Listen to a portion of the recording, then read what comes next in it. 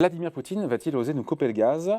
Cette menace qui plane sur l'Europe, on le sait, depuis le début de la guerre, prend un nouveau tournant aujourd'hui puisque la Russie accroît encore la pression pour facturer donc son gaz en roubles. Bonjour Charles. Bonjour David, bonjour à tous. Charles Sana, fondateur du site Insolentiae. Alors, pardon de rappeler un peu, de remettre un peu de contexte. Vladimir Poutine avait lancé, c'était la semaine dernière, une espèce d'ultimatum.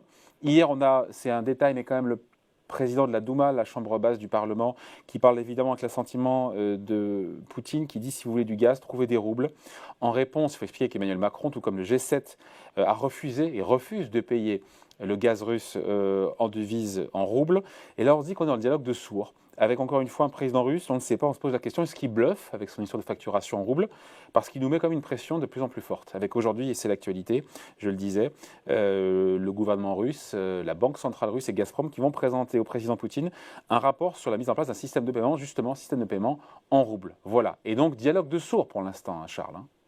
Alors, vous allez voir, il s'est passé des petites choses dans les dernières heures qui me permettent de penser qu'on va se diriger vers un accord, mais première question, pourquoi refuse-t-on finalement de payer dans la monnaie du type qui nous vend le produit?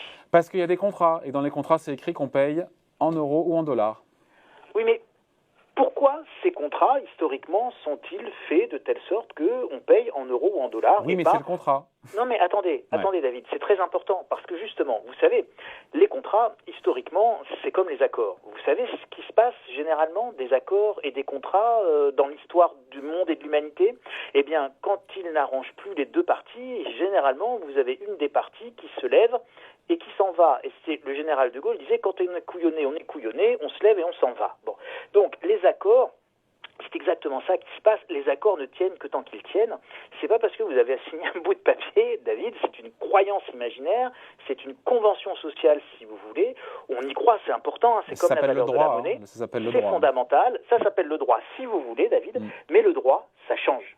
Le droit, ça change à toutes les époques, à toutes les périodes, et donc notamment à toutes les grandes ruptures. Oui, mais la réalité, encore une fois, d'aujourd'hui, c'est que ces contrats d'approvisionnement signés par Gazprom avec des clients européens qui achètent, le gaz est censé être libellé en euros ou en dollars. Voilà. Oui, mais là... Ça, c'est la réalité, ça. Non, ça, c'est la réalité juridique du jour. La réalité historique, c'est que si vous voulez du gaz, un jour, vous allez le payer en roubles. Si vous voulez des iPhones, un jour, vous allez les payer en yuan. Pourquoi? Parce que derrière cet enjeu et derrière cette discussion, et c'est pour ça que je vous demandais pourquoi refuse-t-on de payer en roubles le gaz qui est vendu par des Russes qui ont une monnaie qui s'appelle le rouble. Tout cela serait très logique d'acheter en roubles. Vous me dites c'est parce que c'est les contrats. C'est vrai d'un premier point de vue.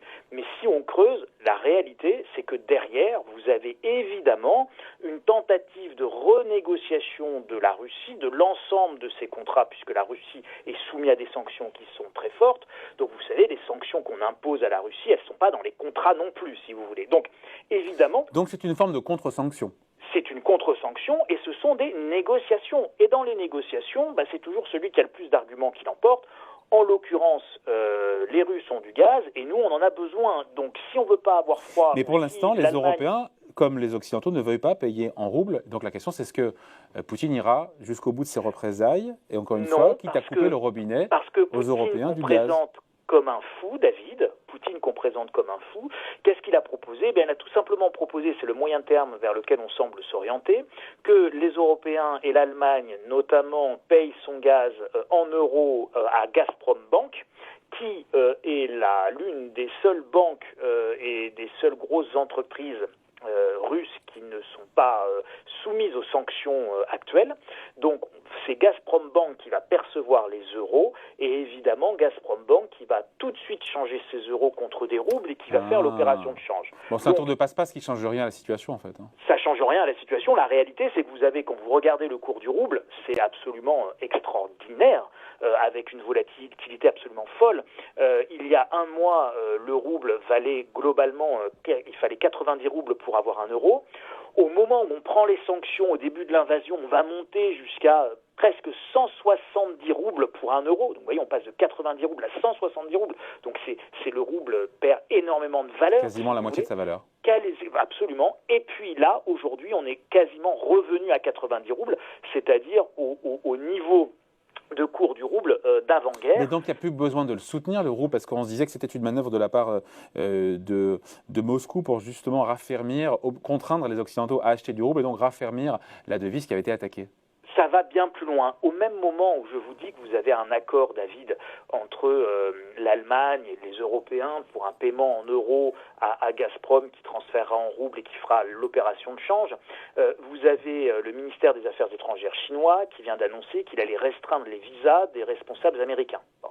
Donc, si vous voulez, vous êtes dans un combat mondial. Encore une fois, il ne faut pas se focaliser, c'est dramatique, mais sur la guerre en Ukraine, qui n'est qu'une bataille dans une guerre bien plus grande. Il ne faut pas se focaliser sur le sujet du rouble et du paiement du gaz en rouble en Europe, pour la simple et bonne raison que ça va bien plus loin. Et l'enjeu, c'est quoi?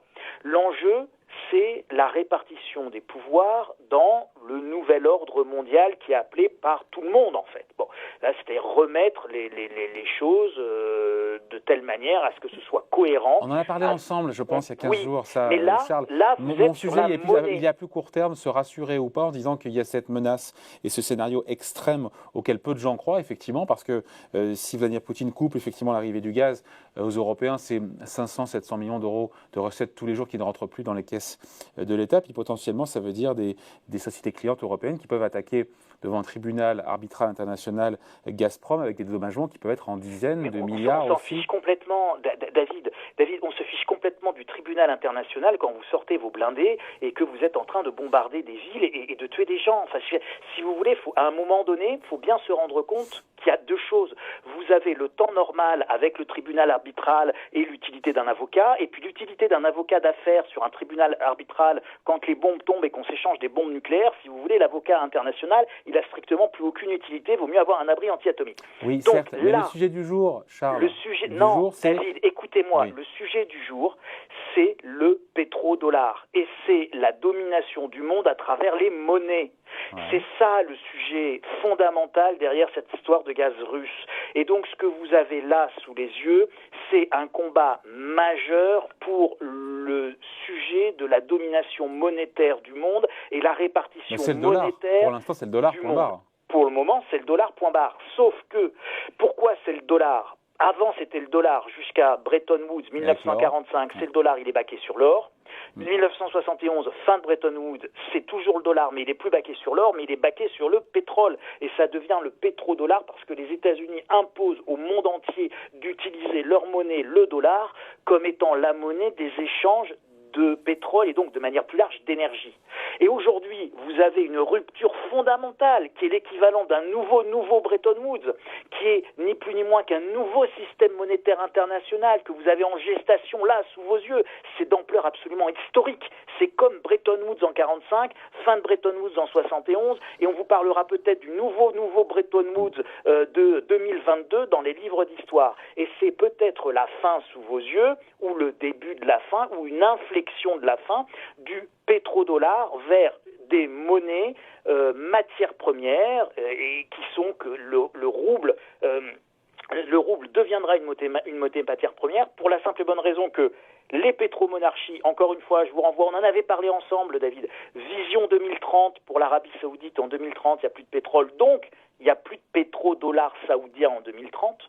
Ça veut dire que les États-Unis sont confrontés à un immense problème monétaire parce que leur monnaie n'est plus baquée sur rien. Et si au même moment, vous avez la Russie, qui dans les échanges internationaux est le dernier grand pays à avoir beaucoup de réserves et qui le vend en rouble, si vous avez la Chine qui dit « moi je vends plus en dollars, je vends en yuan pour mettre ma monnaie en avant », eh bien vous n'avez plus de pétrodollar, vous n'avez plus l'euro et le dollar qui sont les monnaies de référence du monde entier, mais vous avez un réagencement du système monétaire international. J'entends. Charles, ce possible basculement, il est intéressant, on vit peut-être l'histoire, mais en attendant, il faut faire le plein d'essence et il faut se chauffer. Et la question qu'on se posait, et je veux qu'on finisse là-dessus, c'est de se dire, et selon vous, mais votre propos il est clair, c'est que Poutine ne coupera pas, selon vous, le gaz, un accord sera trouvé. D'ailleurs, c'est intéressant d'ailleurs parce qu'il disait apparemment hier à Olaf Scholz, le Premier ministre allemand, qu'un changement de devise ne doit pas mener à une détérioration des conditions des contrats des entreprises européennes qui importent du gaz. Donc on comprend en creux que la Russie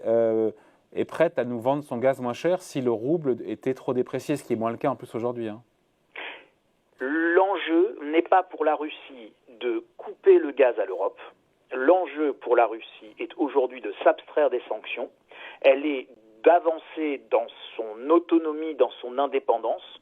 Elle est d'obtenir la place qu'elle estime dans le concert des nations. Vous avez la même problématique pour la Chine.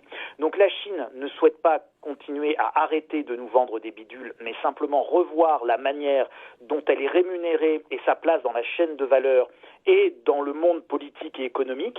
Et vous avez la même problématique pour la Russie. Et c'est ça qui est en train d'être négocié. Le fait de couper l'alimentation. Mais même quelques jours, Charles, même quelques jours, certains disent que Moscou pourrait fermer le robinet du gaz quelques jours avant de le rouvrir pour semer un peu la panique chez les Européens, reprendre, être en position de force, faire bondir le cours du gaz et mieux négocier derrière. Oui, ça peut arriver. Mais ça sera, si vous voulez, a priori, plutôt mineur. Et le vrai problème auquel nous sommes confrontés, c'est plutôt évidemment l'augmentation des prix et l'inflation des prix de l'énergie, plutôt que la disponibilité immédiate des prix de l'énergie. Voilà. Mais l'énergie, de toute façon, va en se raréfiant, et c'est parce qu'elle va en se raréfiant que son coût va en augmentant. Bon, le scénario, en tout cas, du robinet qui se ferme de la part du Kremlin, ça, vous n'y croyez pas? C'est pas que je n'y crois pas, c'est que je dirais que pour le moment, nous n'y sommes pas, pour la simple et bonne raison que la Russie est pragmatique et l'un des gros clients de la Russie, c'est l'Europe, et que la Russie n'a pas intérêt à se couper d'un de ses gros clients et d'une de ses recettes de devises.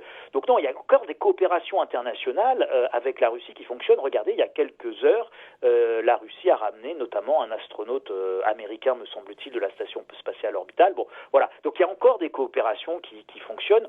Tout n'est pas coupé, tout est en train de se négocier et les négociations sont très dures et dans ces négociations, nous aurons des moments de tension extrêmes, parfois même évidemment des moments de tension militaire extrêmement violents. Donc oui, on peut avoir une coupure, mais il y a peu de chances que la coupure soit définitive ou soit de très très longue durée parce qu'un accord sera très très vite trouvé pour la simple et bonne raison que les Allemands ne peuvent pas avoir leurs usines demain à l'arrêt. Voilà, merci beaucoup. Point de vue signé Charles Sana pour le site Insolentiae.